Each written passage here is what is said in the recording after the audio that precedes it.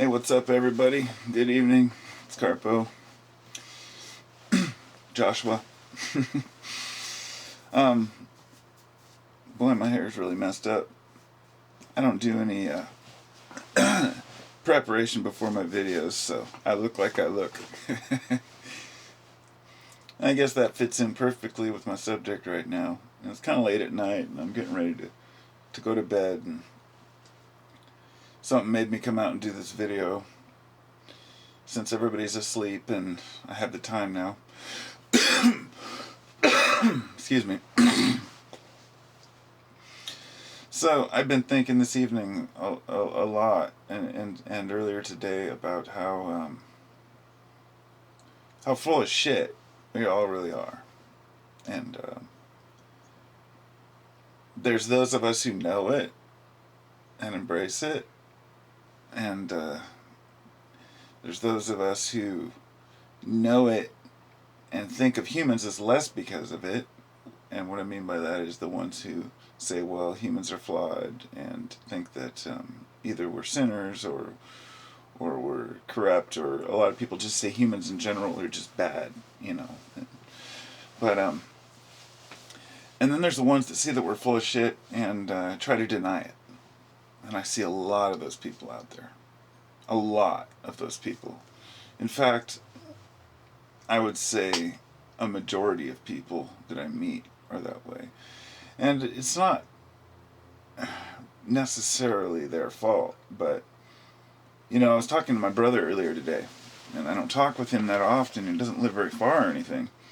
But we got to talking about ideas behind how a person convinces themselves that something's true. And I was really, very impressed with my brother's knowledge on some of the philosophies that I myself practice. And although he only lives about, less than an hour away, and we can talk and text all the time, I don't really know his inner thoughts, because he's kind of a strange fellow. No offense to Nick, but he's not strange in the sense of a weirdo or anything. He's never been easy to talk to until recently. He's always had kind of a different attitude towards life, and I could never really get through and understand him, as well as I would have liked to. But now I do, and I can see that he has some very similar views to the ones I do, about life being a jewel in itself, and that you cannot have positive attributes without the negative. And when I hear people, I hear people talk about a lot of different philosophies and ideas of life, and there's a lot of bullshit out there. And that's what I mean when I say we're full of shit. We have to admit that everything we know is based on what we've either been told or what we think we see. And they've proven time and time and time again that the mind will see what it wants to see. So when people tell me, that I see what I want to see, well, I can't really deny that. Even though I'd like to sometimes, the reality is that I do see what I want to see. And so do every single one of you. And then there's the folks who say, no, I see what's the truth. And that's when it gets kind of weird. I don't really like to associate myself with the word truth, because I know the truth is independent. And I know that each person has their own idea of what that means. And it's funny, because the word itself, truth, the connotations with that word, are so vast that that's kind of like one of the lectures I was listening to today. They were talking about that very essence of English and the language, and how people will always twist the words around to fit what they want it to mean.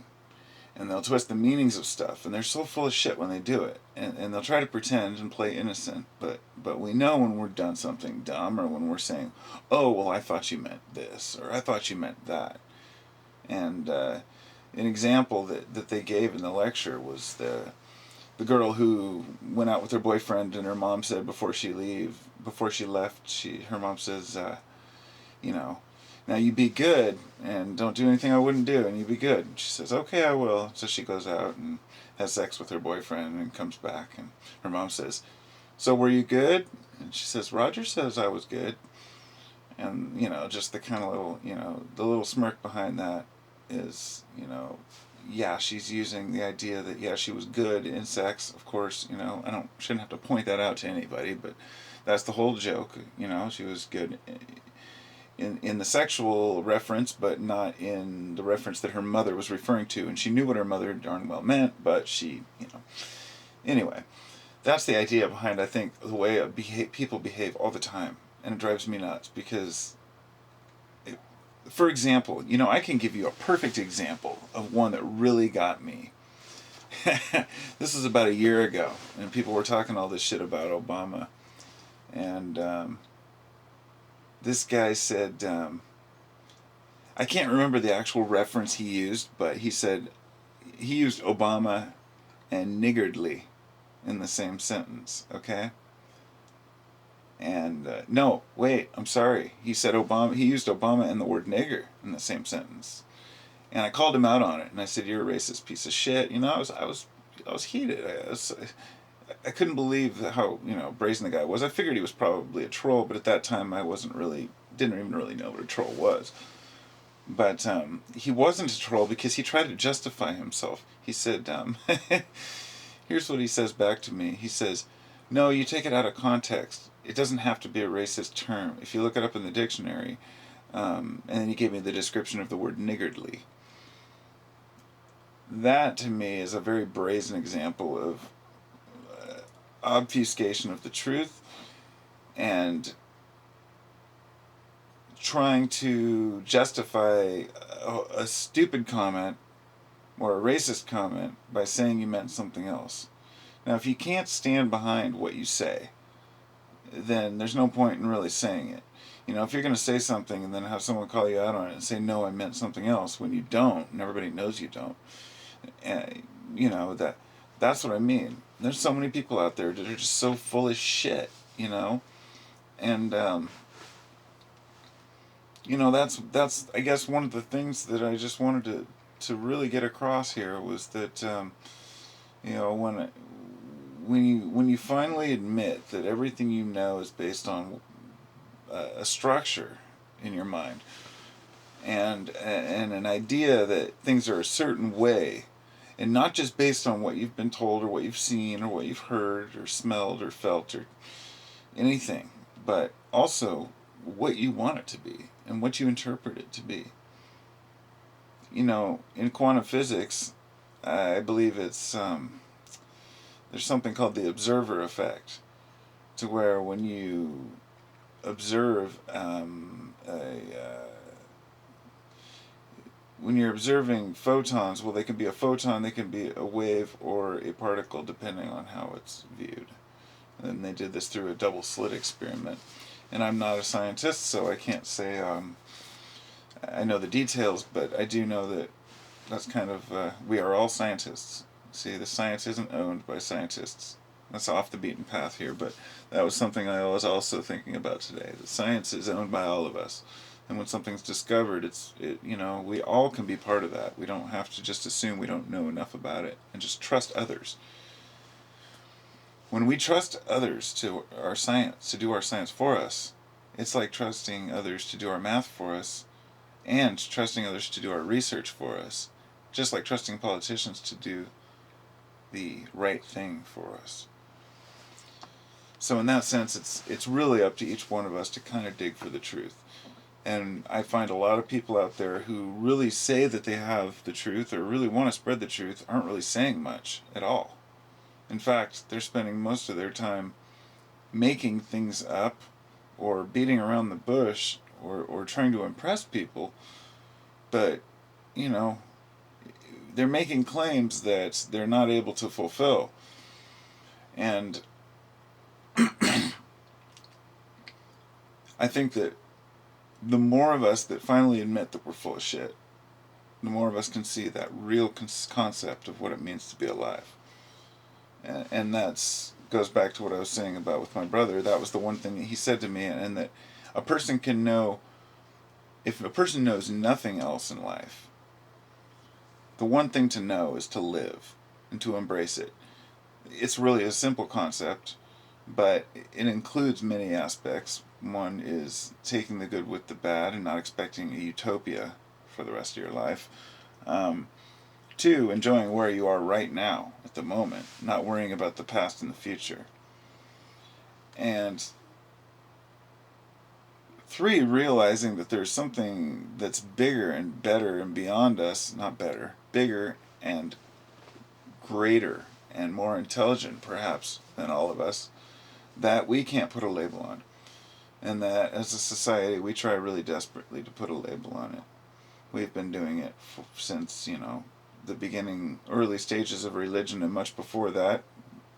I'm not sure about the details of the ancient gods, but the idea was that there was something superior to us. We always knew it. And when we got to a point where we couldn't speculate any further about it, we started to use science to try to prove this. And a lot of people don't realize that science was actually created as a method to really prove the existence of God, or to disprove it if it may be, but the likelihood of that is slim, because God is something that can't be ever disproven or proven. And I want people to realize that this is one of the most important aspects of the whole religious argument, is that you can never prove that your religion is correct, ever. People have been trying. If there was any religion that was untouchable, and that was the infallible Word of God, and that was all perfect and almighty, then it would have reached everybody by now, and everybody would have been enthralled by it, because it would have been so beneficial for man to have it, that, now follow me here. Now, if religion had been such a great thing, if there were any one particular religion that was suitable for all of mankind, which there never could be because of the different, circumstances of different peoples, but if there was,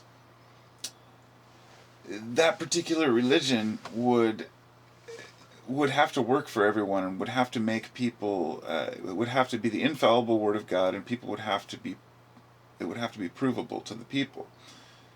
And there would still always be those against it, but in order to get people to explain why more people aren't involved in, say, a particular religion, they will just cast the others out and say, well, they're just heathens, or non-believers. And it puts such a simplistic view on the real search for the answers to life that it almost, to me, it puts a shame on God. Like if there really is a God that is so almighty, and that is literally watching us, as some people think, he'd be shaking his head no matter what at the religious fanaticism out there, because it's not pleasing to anything or to anyone if it isn't helping you in this life. And this is the biggest thing. This is if it's not helping you in this life right now and helping everybody as a group, then what good is it? What good is a religion if you're preparing for an afterlife? If that's the whole point of it, then what good is that? You're casting an entire world aside right now. And this all ties together, because it's been a concern of mine, because I see so many people who really, really believe that the Bible is the infallible Word of God and that everything in it is true. And let me tell you something, from the standpoint of a person who I consider myself fairly intelligent. I do a fair amount of reading. I'm pretty book smart. I read the Bible, and it is confusing as hell. No pun intended. The Bible is a very, very confusing book, and it is very complicated to read. And so when I speak or hear from people who are very simple-minded, or who can't even spell themselves, or who don't even read books, it makes me wonder, what are they really getting from the Bible? Or are they getting anything at all? How many Christians have really read the Bible? And out of those Christians, how many of them really understood any of it? And that's why a church was formed, to help you interpret the Bible, to help you understand what these passages mean. My question is this: why should anyone have to explain something if it's the infallible Word of God? Who should be put in charge of explaining to you something that is supposed to be the guidebook to life? We shouldn't need a translator for those things. And yet people push on and insist that it's true. And they go around and around in a circle of saying that it's the truth because it's the Word of God and because it's in the Bible. And you say, why is it, who knows that the Bible is true? And they say, well, it is because it's the Word of God. And say, how do you know it's the Word of God? They say, because it's in the Bible. And I'm not here to pick on Christians. That's not my goal here. This video is, intended to tell us all that we're full of shit. And you're full of shit and I'm full of shit. Because everything we see is from our own perspective. And as much as we'd like to believe that what we know is true, it really takes a lot to just give in and say, I don't know. And it's scary. It really is. It's a scary world, and we all have to live in it together. I don't know what kind of things go through your mind. Just like you can't imagine what goes through mine. And I'm sure that many of us all have similar thoughts and thought patterns, but there's also a complexity to each one of us that means that when each one of us sees something, we see it totally differently. There's a famous story of a guy who had to get a test because he was going to be in the military and found out that he was red and green colorblind. He never even knew up to that point because it never made a difference to him. He never really cared. I don't know how he did Christmas, but apparently they were just shades, different shades, red and green. Who knows? It could have been anything to him. But the perception, he just assumed everyone saw it the same as he did. And just the same, these are visual cues, things that we all share the way we see. And but when you're talking about the mind, having a language to speak is how we reason and how we remember things, because we say things in our mind as we see them, or we say to ourselves, oh wow, that's interesting, or oh, that's this or that's that, and then you can memorize that thought, and then you can process it and think about it further. That's what sets us apart from animals. Without a language to think in our minds, a lot of folks don't consider that. They think that you can form ideas and thoughts and stuff without language. It doesn't work that way. You have to have numbers and words in your head in order. You could formulate. Of course, I've had dreams about putting things together and that kind of stuff. But when you're consciously trying to remember things and understand, it's all based on what you remember and your interpretation of events. And in that sense, we're all full of shit. Totally full of shit. I mean, I know there's some people out there saying, yep, I know exactly what you mean. We all try our best. And there's some people out there saying, dude, maybe you're full of shit, Carpo, but I'm not full of shit. I know what I'm talking about. And that's fine. That's fine if people want to think that. But I'll tell you something.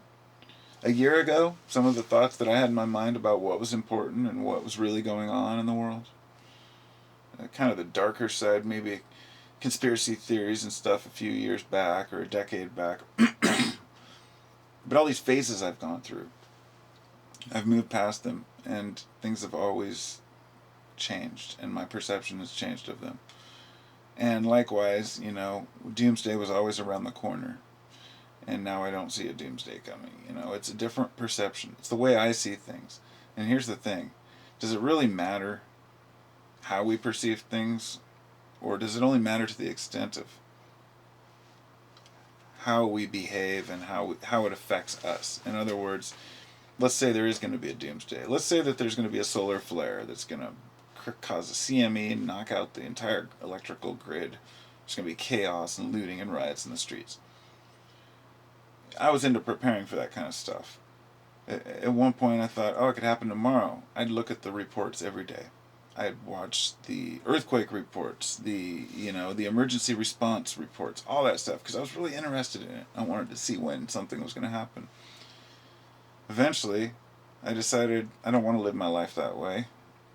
I want to I'd rather think that nothing's going to happen, but be ready for it, than to worry about something happening and be ready for it, or even not be ready for it. And what I found out was that the people who are the most worried about it, about something happening, are often the ones who are least prepared. It's because they keep hearing there's going to be a doomsday, there's going to be a doomsday, something's going to happen, there's going to be martial law. And they start to build these echoes in their mind of these things. And they wake up in the morning, and the channels that they're subscribed to on their channels, or on their, the things that they search on Google or whatever, the things that pop up correlate to what they're used to and what they're interested in, which may be apocalyptic. And in that sense, they're completely surrounded by it all the time. And I realized I'm surrounding myself with other people who are not just people who are preparing like me, but real hardcore preppers who were all about stocking up on guns and ammo and waiting for the nuclear holocaust, or whatever it may be, zombies, viruses, and I'm well aware these things can happen. My point is not that people shouldn't be aware and that they should dance around and pretend like nothing's going to happen, but that a simple mindset change can set you apart from people into a different way of thinking,